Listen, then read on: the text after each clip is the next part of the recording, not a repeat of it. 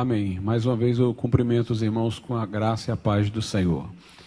Vamos orar nesse momento e rogar que o Senhor nos fale nessa manhã. Soberano e altíssimo Deus, nosso Pai, damos-te ações de graças e louvor, porque o Senhor tem cuidado de nós. E tua benignidade, meu Deus, tem subsistido de geração a geração. Neste momento, Senhor, que teu Santo Espírito nos assessore, nos ilumine, nos dê graça, entendimento da tua palavra. E disponha para contigo nossa vontade, para que tenhamos o desejo de te servir, de te amar, de viver para ti, de sermos uma influência viva numa sociedade que morre. Que o Senhor assim nos assista nessa manhã e seja glorificado. Nós te pedimos em nome de Jesus. Amém. Vamos abrir as nossas Bíblias na primeira carta que escreveu o apóstolo Paulo aos Coríntios. Primeira carta aos Coríntios, capítulo de número 2 e versículo de número 16. Primeira aos Coríntios 2, versículo de número 16.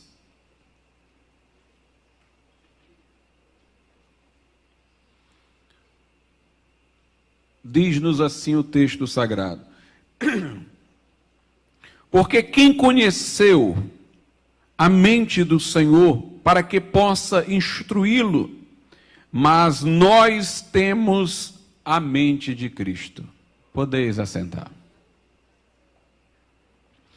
Meus amados irmãos, uma das palavras muito utilizadas hoje no discurso evangélico é a palavra cosmovisão. Um termo que foi inicialmente pensado por Kant na sua crítica do juízo e ligado mais à questão de como nós apreendíamos pelos sentidos o mundo físico. Com o passar do tempo, a palavra, entretanto, foi ganhando uma amplitude maior para deixar de ser essa mera apreensão do mundo físico e se tornar a forma como nós interpretamos não somente o mundo físico, mas a cultura, o destino do homem, enfim, todas as coisas. Este sentido novo passou a ser difundido por alguns filósofos mais recentes, como Dilthey e Heidegger. E então, em algum momento, os evangélicos também se aperceberam da fertilidade desse termo para falar daquilo que gostariam de dizer ao mundo. Cosmovisão vem de cosmo e de visão. Cosmo é o universo, o mundo. Visão, a visão de mundo, a maneira como nós enxergamos o mundo. Envolve a perspectiva que temos da vida, da nossa vida pessoal, e envolve perguntas e respostas concernentes a temas bem amplos, como de onde nós viemos, para onde nós vamos, o que tem acontecido de errado no mundo ou como ele pode ser restaurado. E a cosmovisão cristã, a visão de mundo cristã, ela pode ser dividida em três partes: a criação, a queda e a redenção. Nós, na criação, indagamos sobre a origem do mundo e para o que ele foi projetado. Na queda, nós descobrimos o que está errado no mundo atualmente. E na redenção, nós procuramos ver de que maneira Deus planejou reabilitar este mundo através daqueles a quem redimiu. Uma cosmovisão nem sempre é tão explícita como eu estou fazendo aqui. Muitas das vezes nós temos uma cosmovisão sem que nos apercebamos disso. E muitos aqui possivelmente nunca pararam para refletir de modo deliberado. Qual é a minha cosmovisão? Como penso eu enquanto cristão? Na verdade, todas as pessoas têm uma cosmovisão. Aquelas que não têm ideia nenhuma sobre isso são aquelas que possivelmente poderão estar sendo as mais manipuladas. Elas simplesmente seguem a onda. Elas seguem a visão predominante no mundo cultural em que vivem, como se ela fosse a visão natural das coisas e não uma construção de alguém. Há muitos que pensam estar falando o óbvio e não percebem que aquilo não seria óbvio senão admitidas as pressuposições da cultura em que ele está inserido. Nós normalmente tomamos conhecimento de que temos uma cosmovisão quando ela é questionada, quando há indagações que a perturbam, quando ela é confrontada por uma cosmovisão oposta. Nós evangélicos temos mais consciência até do que os demais de que temos uma cosmovisão, embora haja graus de consciência da cosmovisão que temos a depender de cada crente. Mas nós temos consciência mínima de que temos uma, porque nós estamos toda hora sendo confrontados com o mundo, que está rejeitando a maneira como nós pensamos, que nos está interpelando sobre o porquê pensamos de determinada maneira, e nós estamos nadando contra a correnteza, nós estamos contra a marcha deste século. A Bíblia diz que o mistério da iniquidade opera, é o espírito do anticristo que paira sobre este mundo e ao longo do percurso da história tem determinado inúmeras cosmovisões sucessivas, todas elas contra Deus. Mas nós estamos naquele que resiste, o corpo de Cristo. O mistério da iniquidade opera, mas há um que o resiste, há um que o detém, que o freia, até que daqui seja tirado, quando a trombeta de Deus soar e formos arrebatados. Note como a igreja que vai ser arrebatada é apresentada nesse texto de Tessalonicenses, como aquela que resiste ao mistério da iniquidade, como aquela que detém o mistério da iniquidade, o espírito do anticristo. A igreja verdadeira não é aquela que se rende à cultura decadente, não é aquela que se vende à cultura decadente, é aquela que resiste. É aquela que não permite que o mundo venha a domesticá-la.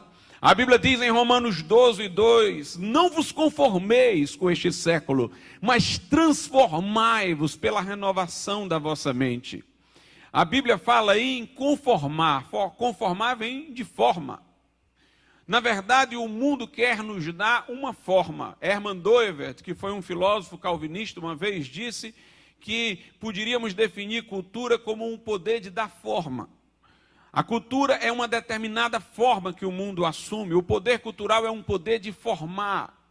Então, tem um mundo aqui ao nosso redor que tem uma forma e quer nos impor esta forma, quer nos conformar a ele. Mas a Bíblia diz, não vos conformeis com este século, não assumam a forma deste século, mas transformai-vos, trans é de subir, transcender, e ao alto, transformai-vos, nós temos que passar por cima da forma desse mundo, transformai-vos pela renovação do vosso entendimento. Nós não podemos ser afogados nas águas desse mundo, mas nós temos que andar por sobre as águas como Jesus. Nós temos que entender que estamos em regiões celestes, transformai-vos pela renovação do vosso entendimento. Então a Bíblia fala que no crente houve uma transformação, uma mudança no entendimento, na perspectiva. Aqui diz que nós temos a mente de Cristo. Isso significa que nós vemos as coisas como Deus as enxerga. Nós enxergamos as coisas como Cristo as enxerga. A mente de Cristo, ela nos foi dada quando nascemos de novo. E foi nos tirado o coração de pedra e nos foi dado um coração de carne sensível a Deus. Nos foi colocado um Espírito novo e foi feito habitar em nós o Espírito Santo. E esta regeneração deu-se também através da palavra. Nós renascemos não de semente corruptível, mas da semente incorruptível, que é a palavra de Deus, que é viva e permanece. Tiago, no capítulo 1, diz, Deus nos gerou pela palavra da verdade, para que fôssemos como que primícias de suas criaturas. O Espírito Santo criou em nós uma nova natureza através da palavra. Ele mudou pela palavra a nossa maneira de ver e de pensar. Mas essa transformação tem que ser expressa. Por isso que Paulo diz, não vos conformeis com este mundo, mas transfigurai-vos, transformai-vos pela renovação do vosso entendimento. Ou seja, que essa renovação se exteriorize, que esta mudança de perspectiva se reflita em atitudes, em visões, em perspectivas. Na verdade, a palavra ali transformar é a mesma de transfigurar. Na transfiguração, as vestes de Jesus resplandeceram, ficaram brancas, seu rosto se encheu de luz, porque veio para fora o que estava dentro dele, sua natureza excelsa, divina. E nós temos que fazer com que esta renovação do entendimento não se mantenha dentro do invólucro, mas que ela venha fora, que ela transfigure. Nós não podemos ser conformados com este mundo, mas transformados pela renovação do entendimento. A mente de Cristo em nós colocada pelo Espírito Santo deve determinar as nossas ações, as nossas atitudes. A Bíblia também diz o seguinte, lá em Colossenses,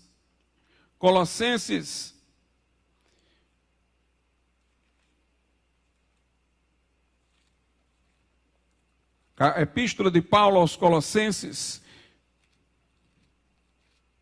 capítulo de número 2, versículo 8. Tende cuidado, para que ninguém vos faça presa sua, por meio de filosofias e vãs sutilezas, segundo a tradição dos homens, segundo os rudimentos do mundo, e não segundo Cristo.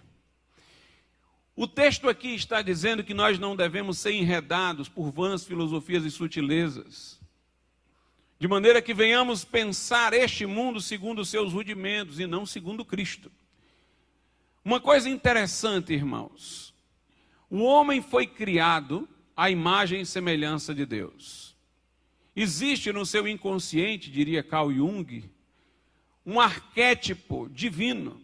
Jung costumava dizer que todos nós nascemos com a ideia de Deus em nós implantada, um arquétipo divino.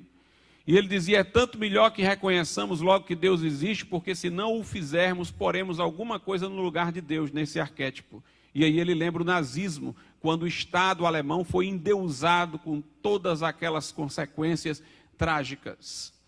Mas dentro de uma perspectiva mais bíblica, nós diríamos que quando a ideia de Deus que está instilada no coração do homem não é reconhecida, alguma coisa da criação é divinizada.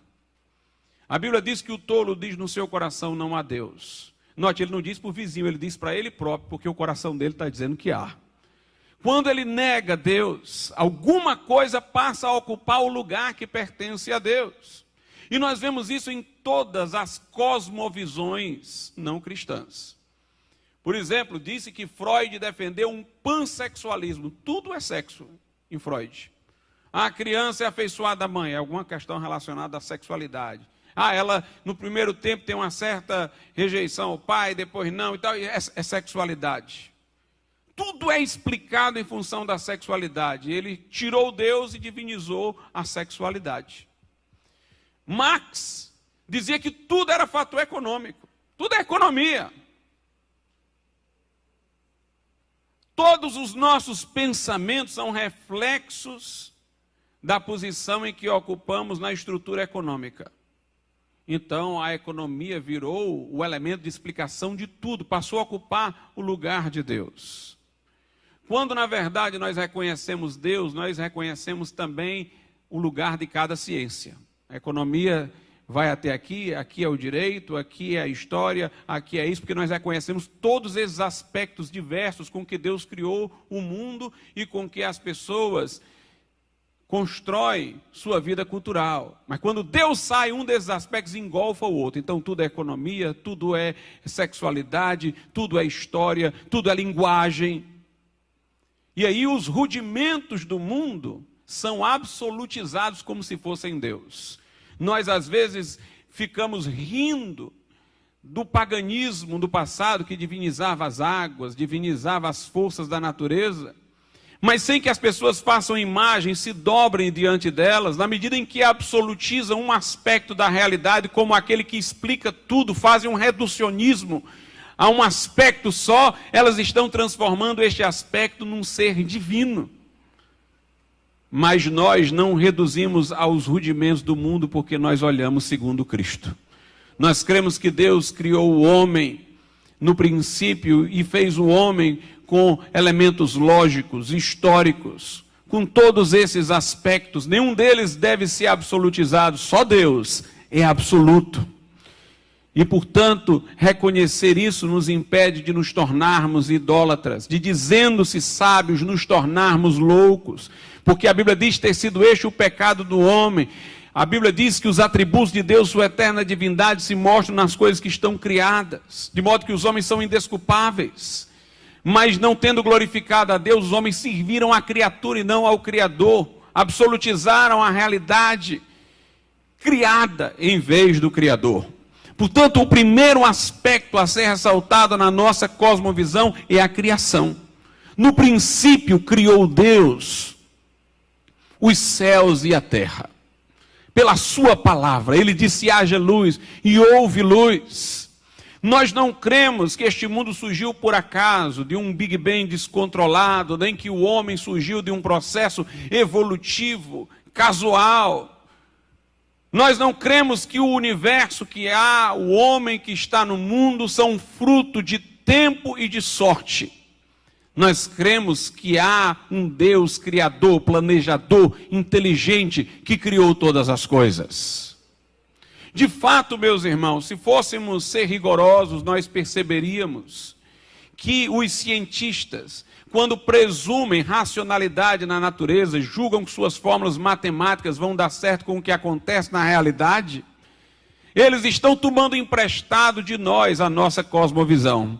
Porque para o mundo se mostrar matemático, ordenado e com leis regulares, é preciso presumir uma mente racional que criou tudo isso e que não tenha vindo do acaso. Se você for rastrear o início da ciência moderna, você vai perceber que ela começou com o cristianismo, com a ideia de que Deus fez o mundo e deu ordem e racionalidade ao mundo. Os panteístas do Oriente não fizeram ciência, porque julgando que a natureza era Deus, mantiveram-se no estado de reverência para com ela e não acharam-se no direito de investigá-la. Os politeístas, imaginando vários deuses e as forças da natureza se degladiando, não presumiram aquela ordem que possibilitaria a ciência moderna. Foi a ideia de que há um Criador único e transcendente que fez céus e terra, que deu surgimento à ciência contemporânea. Kepler, quando fazia uma descoberta, dizia: acabei de pensar um pensamento de Deus. Ele julgava que sua racionalidade encontrar-se-ia com a racionalidade que Deus instilou no universo. Porque Deus é racional e fez um mundo racional e criou criaturas racionais, que somos nós, para contemplar a sua glória. Quando a Bíblia diz: os céus proclamam a glória de Deus e o firmamento anuncia o seu poder, nós devemos nos perguntar: proclama a quem? Anuncia a quem? Anuncia a nós. Deus fala sobre si através do universo para nós. Ele criou-nos com a racionalidade para ouvir a voz com que Ele criou os céus e terra, o mundo e tudo que nele há. Por isso nós cremos em nossa cosmovisão que o homem não é apenas um macaco sem pelo, um fruto do acaso, mas é criado à imagem e semelhança de Deus. Tem não apenas a racionalidade e a capacidade de juízo e é dotado de liberdade, mas tem o sopro de Deus. Tem aquele elemento dentro de si que se torna a habitação do Espírito Santo, quando este homem é salvo. Nós vemos que sem essa visão não havia noção de direitos humanos. Os direitos humanos estão ancorados na ideia da dignidade da pessoa humana. Eu vos pergunto, se o homem é apenas um animal evoluído, de um cérebro mais complexo, mas não tem alma imortal, de que dignidade ele é dotado? Sua diferença para um outro animal é quantitativa.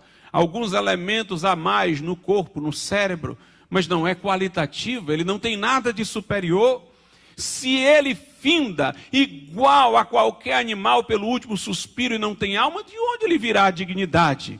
Um ser efêmero, indefeso, um animal apenas um pouco mais evoluído, por que ele seria dotado de dignidade? De onde viria a ideia de dignidade? Mas se ele é a imagem e semelhança de um ser absoluto, que criou todas as coisas, que não pode mudar, a herência a Deus é que lhe dá a dignidade.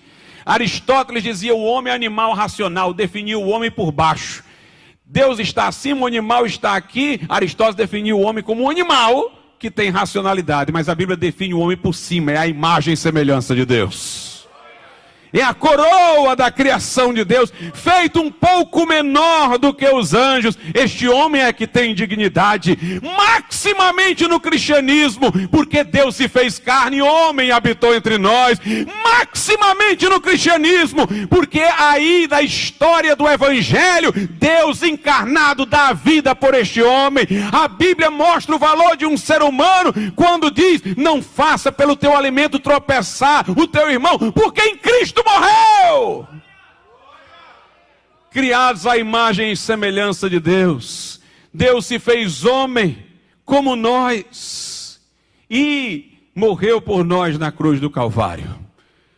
Só na visão cristã há dignidade para a pessoa humana, de onde fluem os direitos chamados fundamentais, inalienáveis, imprescritíveis, como diz a Declaração de Independência norte-americana, provenientes do Criador.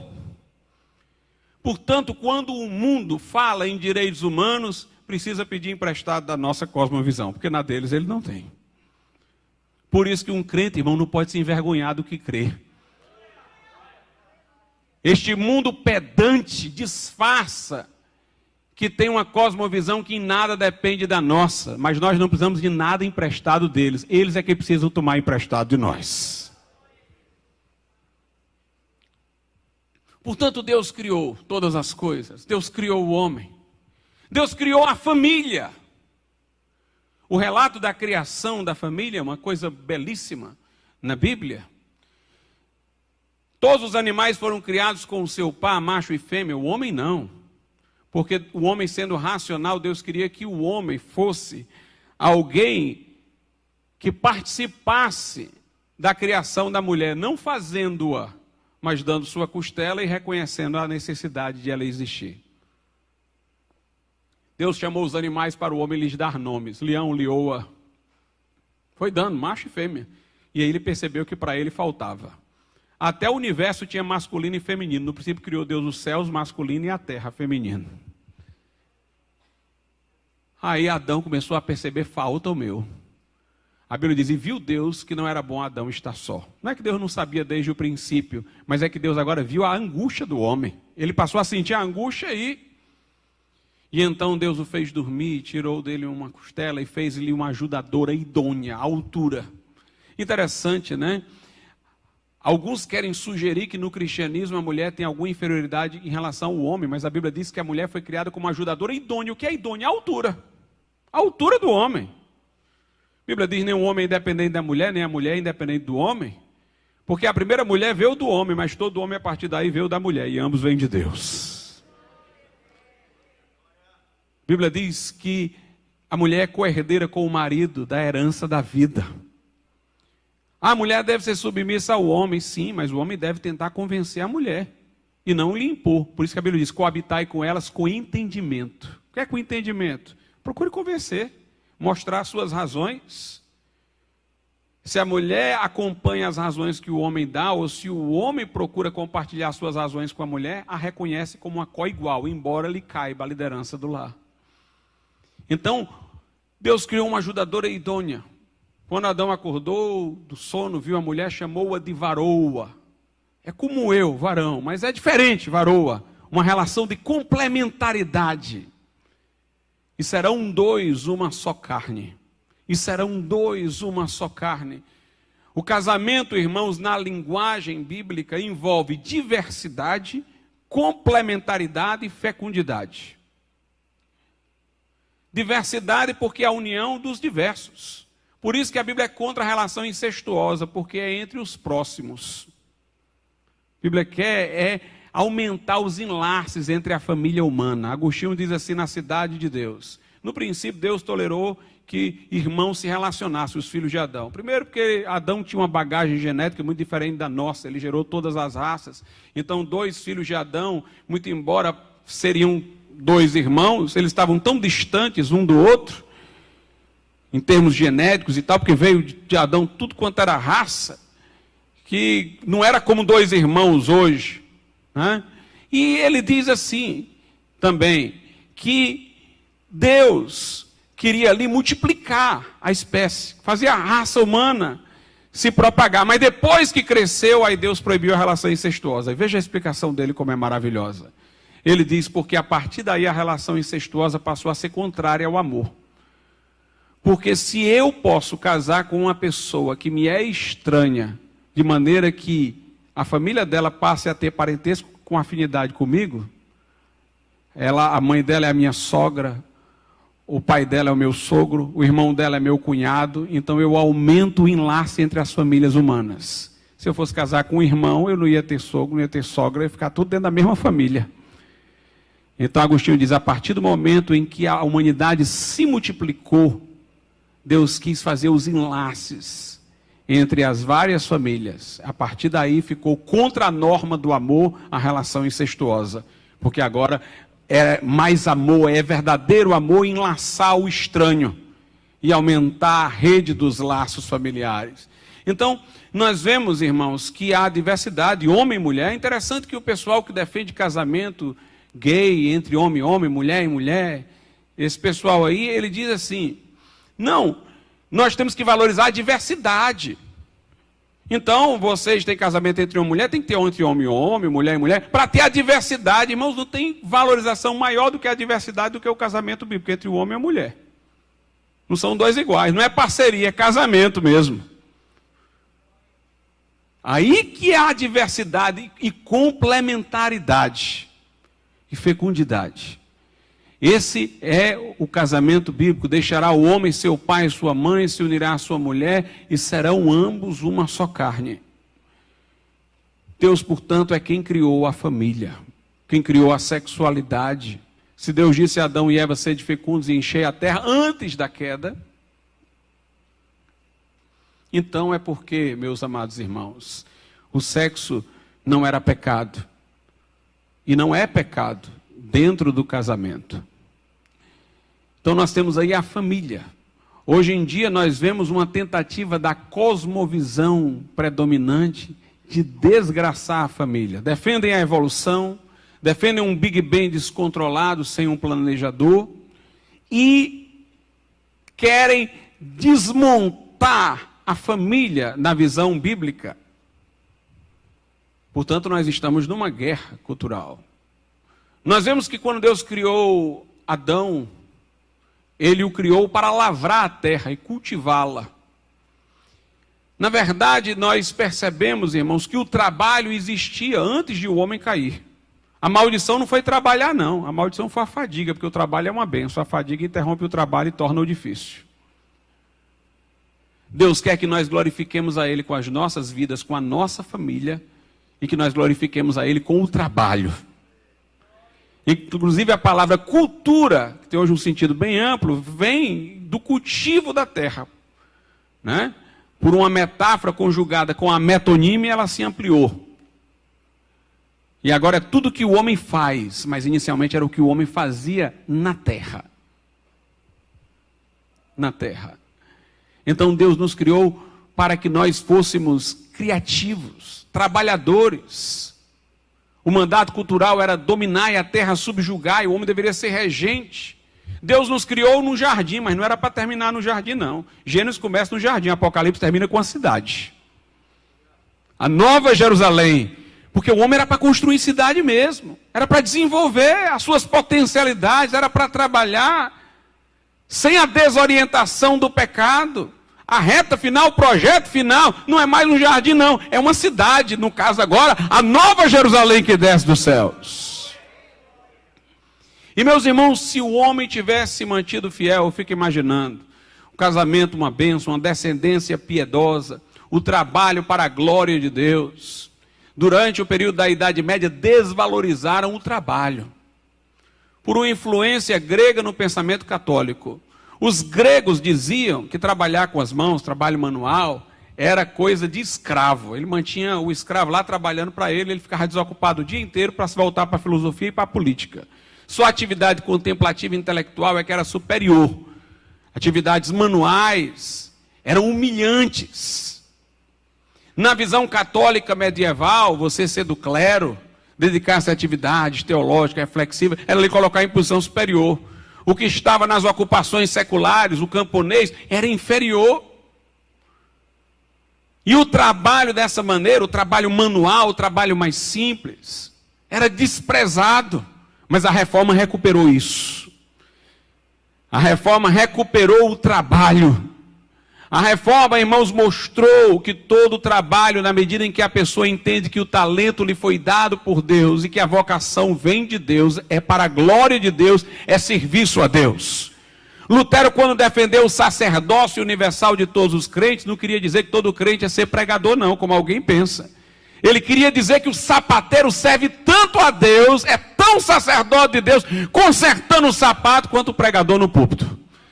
Ele, inclusive, deu o exemplo do sapateiro. Ele disse: um sapateiro que faz o sapato com esmero, que vende-o por um preço honesto, que julga que o talento lhe foi dado por Deus e que faz aquilo para a glória de Deus, serve tanto a Deus quanto um pastor num púlpito.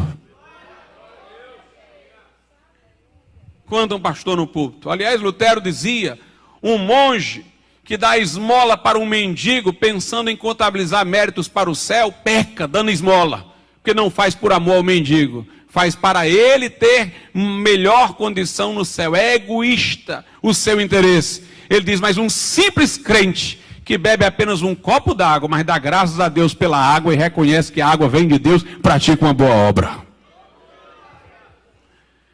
Portanto, meus irmãos, a reforma santificou a vida comum. A própria Igreja Católica desvalorizou o casamento, quando colocou a vida celibatária em posição superior. Se alguém vive uma vida celibatária para servir a Deus, essa é a sua vocação, amém, isso é para a glória de Deus.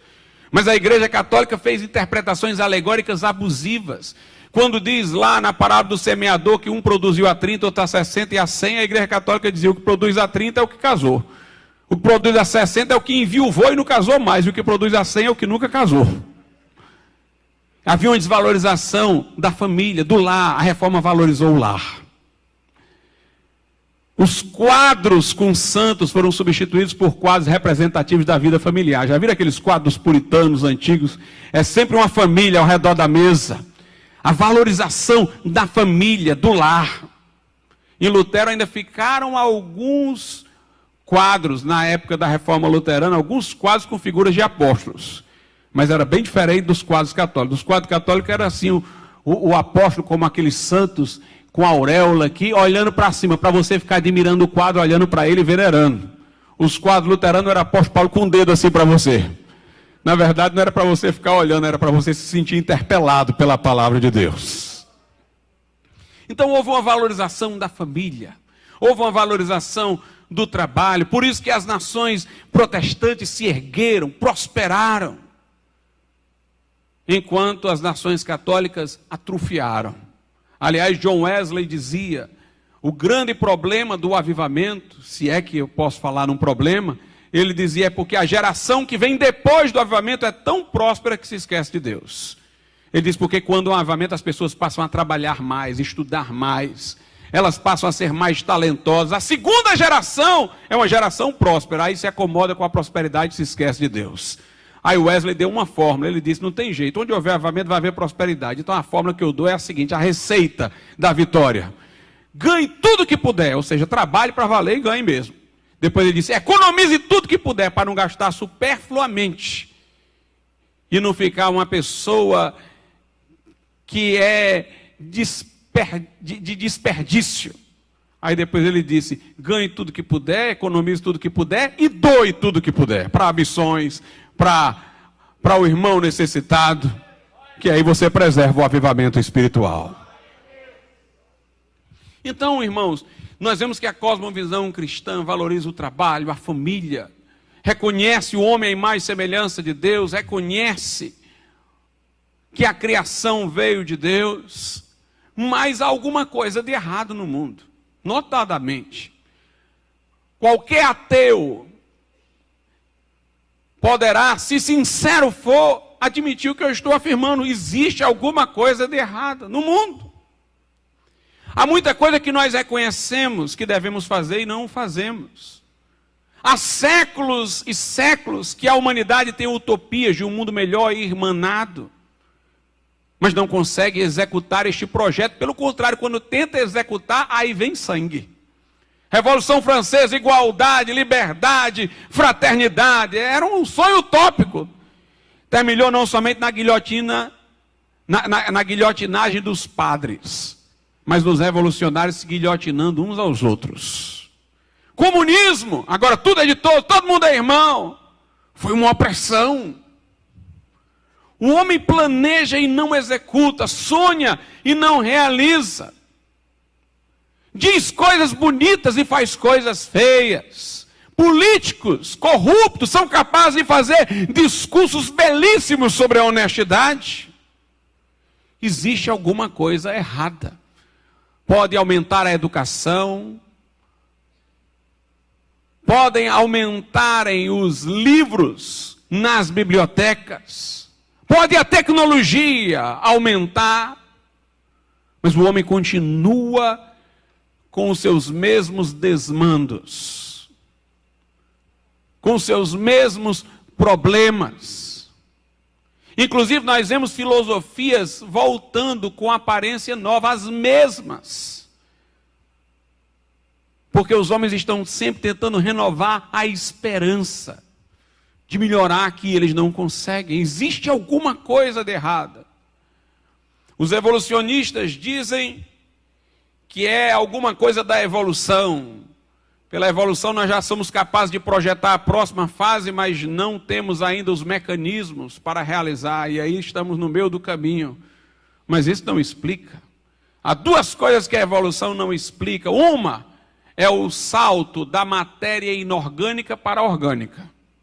E a outra é o salto do estado de inconsciência para a consciência reflexiva, racional. Não explica também a moral. Aliás, faz a moral tornar-se sem sentido. Pelo contrário, se a evolução fosse verdadeira, Hitler estaria certo.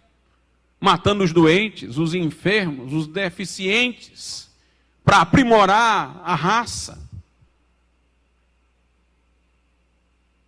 Mas a humanidade toda abominou aquilo ali, não achou normal, porque o sentimento moral não coincide com a perspectiva atribuída à evolução. E é à luz desse sentimento moral que não pode se justificar pela evolução que nós percebemos os nossos descompassos. Pascal dizia, um filósofo do início da modernidade, ele dizia, nós não podemos explicar o mundo senão pela queda. Alguém diz, prove-me que a queda aconteceu de Adão. Eu digo, veja ela em você. O fato histórico, irmãos, está sombreado em nós. Tem dentro de nós um querer e um não efetuar, como diz lá em Romanos capítulo 7. Eu tenho uma lembrança do que Adão foi antes da queda, é por essa lembrança que eu quero fazer o melhor, e eu tenho o Adão caído dentro de mim, que nunca faz o que eu lembro que devo fazer. Então, muito mais do que voltar lá no tempo e ver o que aconteceu, nós temos as sombras da história dentro de nós. Não há cosmovisão que explique melhor isto, irmãos, do que a cosmovisão cristã, que diagnostique melhor o estado da humanidade do que a cosmovisão cristã. As explicações dos filósofos não são convincentes, dos darwinistas não são convincentes, mas a da Bíblia Sagrada é. Nós, inclusive, temos uma sede de felicidade, um desejo de felicidade plena, que só vamos alcançar no céu. É uma esperança, mas ao mesmo tempo é uma lembrança do que Adão tinha no princípio. Aliás, Agostinho uma vez colocou a seguinte questão no seu livro Diálogos sobre a Felicidade. Ele disse, por que todos nós desejamos a felicidade? Como é que se deseja uma coisa que não se sabe ainda o que é? Como é que uma pessoa deseja uma coisa que ela ainda não possuiu? não tem a mínima ideia do que seja, porque nunca possuiu, mas deseja. É porque, meus irmãos, a felicidade não é só uma esperança, é também uma lembrança. Se eu tiro um peixe da lagoa, coloco dentro do aquário, ele tenta pular, isso não me assusta. Ele estava acostumado, né? Com o habitat dele, com aquela lagoa bem ampla. Agora eu coloquei ele dentro de um aquário pequeno, ele se sente incomodado e pula. O que parece esquisito é que o filhote desse peixe que nasceu dentro do aquário queira pular também. De alguma maneira, há uma transmissão hereditária da lembrança de onde ele veio. O filhote se lembra que ali não é o seu habitat, apesar de nunca ter estado no seu habitat. Nós desejamos a felicidade porque ela não é só uma esperança, ela é uma lembrança. Ela foi desfrutada por Adão, de quem viemos.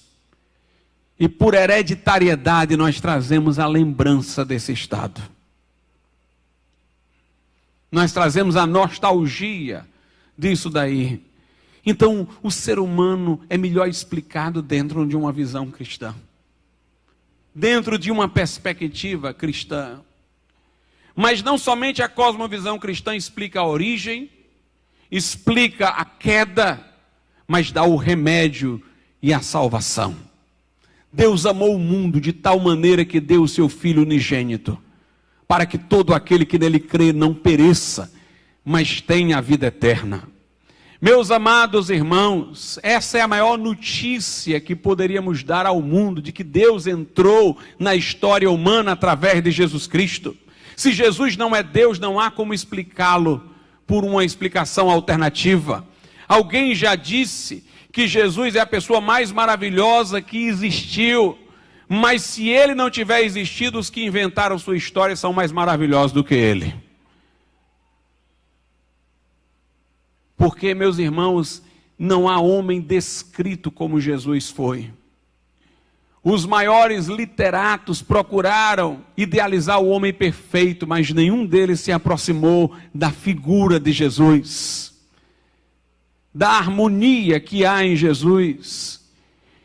Ele ressuscitou dentre os mortos ao terceiro dia. Houve cerca de 500 discípulos que nunca voltaram atrás para sustentar isso ao custo de suas próprias vidas, sem que entrasse em contradição, sem que um negasse o outro. Houve um perseguidor da igreja, cético, que depois dedicou a sua vida a proclamar que Jesus ressuscitou, por dizer tê-lo encontrado no caminho de Damasco. Sim, Jesus Cristo veio e morreu por nós naquela cruz. Como diz C.S. Lewis, ele ou era um filho de Deus, como afirmou ser, ou era um lunático megalomaníaco que afirmava, sendo homem, que era Deus, ou ele era um mentiroso. Mas um mentiroso não se mostra tão honesto como Jesus foi em todos os outros assuntos. Um lunático não faz os discursos esplêndidos que ele fez. Logo só nos resta ajoelhar diante dele e reconhecê-lo como Deus. E Jesus veio buscar e salvar o que se havia perdido. Através do Evangelho, o homem é reconciliado com Deus. Ele é transformado pelo poder do Evangelho e ganha a esperança futura da ressurreição do corpo. Já notaram que o homem nunca se conformou com a morte, irmãos? Há quanto tempo tem morte no mundo? E nunca ninguém se conforma com a morte. Porque a morte não é o projeto de Deus para nós. Francisco de Assis, quando estava morrendo, disse: bem-vinda, irmã morte. Mas a Bíblia diz que a morte é o último inimigo a ser derrotado, não é irmã, não. Ninguém se conforma com a morte. Parece uma coisa esquisita que nós temos uma identidade singular, ninguém mais no mundo é como nós, depois a gente vai morrer e tudo vai desaparecer.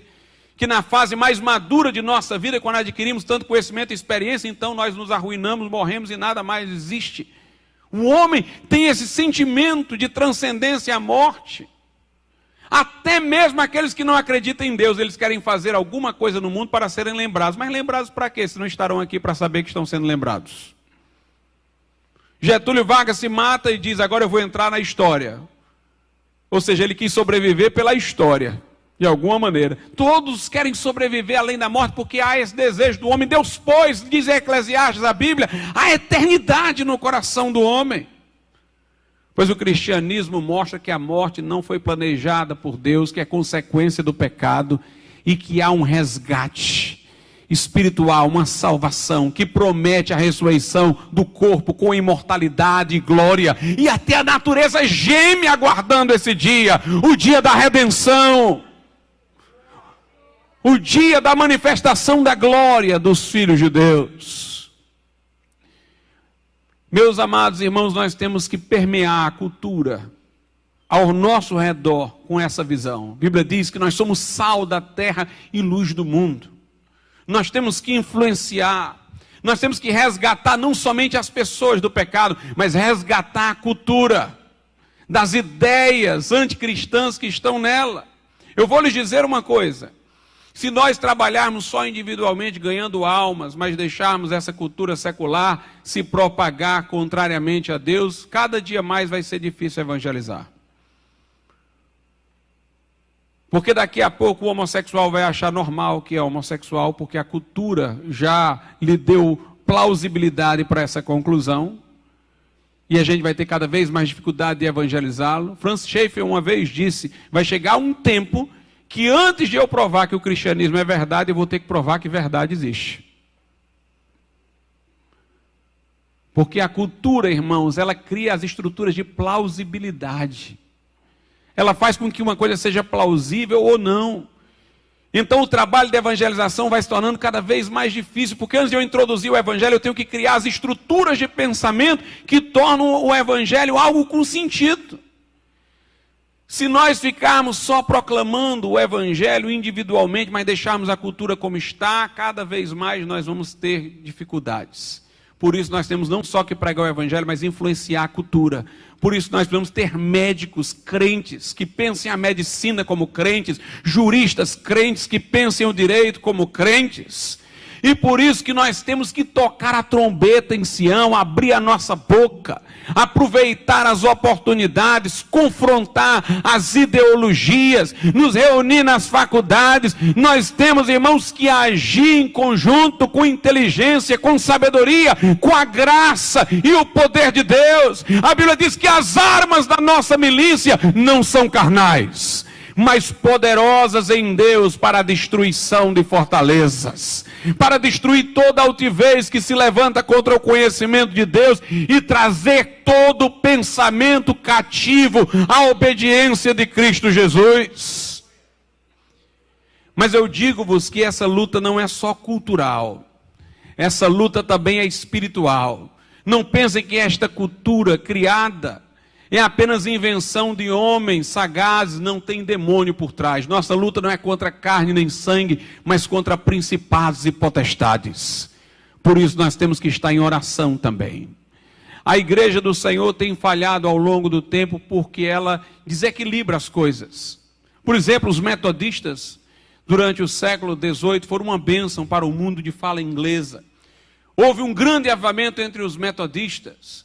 E eles tanto evangelizavam e ganhavam almas, como faziam trabalhos sociais, de modo semelhante ao exército da salvação. Aí, no final do século XIX, surge o chamado evangelho liberal. Não, a missão da igreja é só ajudar os pobres necessitados e o evangelho sai. Eu, às vezes, temo que nós também nos desequilibremos, nos envolvendo tanto na luta cultural, que percamos a visão espiritual de que nossa luta não é contra carne e sangue, mas contra principados e potestades. E, portanto, não basta só adquirir conhecimento e encher a cabeça com livros de biblioteca. É preciso joelhos no chão, lágrimas nos olhos. É preciso fervor de espírito, irmãos. É preciso vida no altar para confrontar tudo isso, para que nós possamos influenciar esta cultura. Eu digo para os irmãos da igreja: vocês vão evangelizar e tragam vida aos pés de Jesus, mas se elas não vierem, o outro papel de vocês é não deixá-las pecar tranquilo. Façam elas irem para casa perturbadas. Ou a gente ganha para Jesus ou não deixa pecar tranquilo. Meus amados irmãos, vamos entrar nessa luta, vamos entrar nessa peleja. Vamos entrar nessa guerra e confiar no Senhor. A igreja verdadeira é a que resiste, é a que não se rende, é a que mantém a estaca, é a que se põe de pé.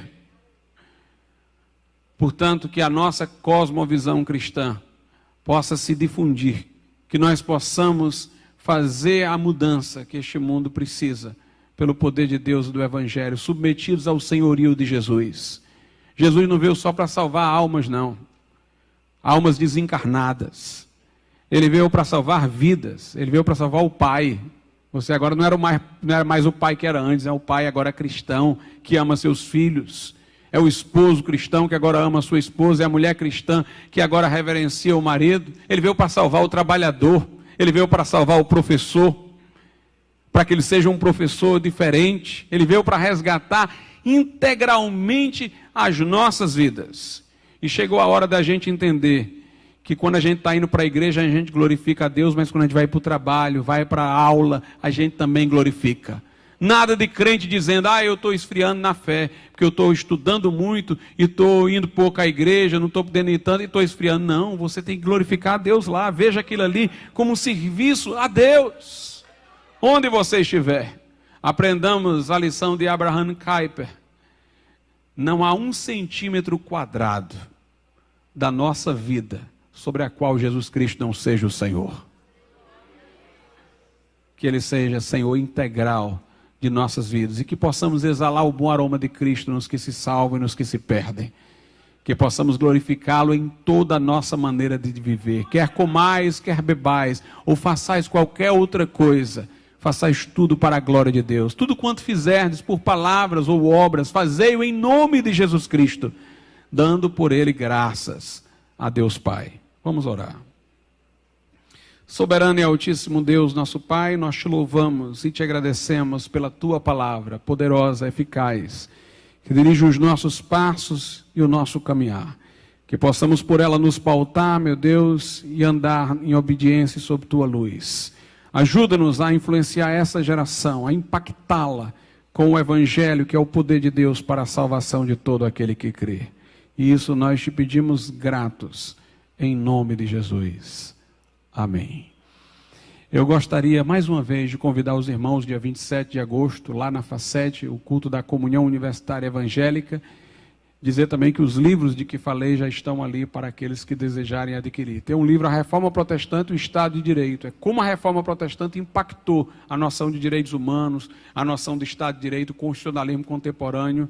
Tem um outro que é sobre C.S. Lewis, Lições das Crônicas de Nárnia, Imaginário e as Crônicas de Nárnia, Teologia Imaginária, a relação da teologia com a imaginação, e um outro que é Teologia, Protestantismo e Espiritualidade, que foi o último que publiquei. Deus abençoe os irmãos nessa manhã.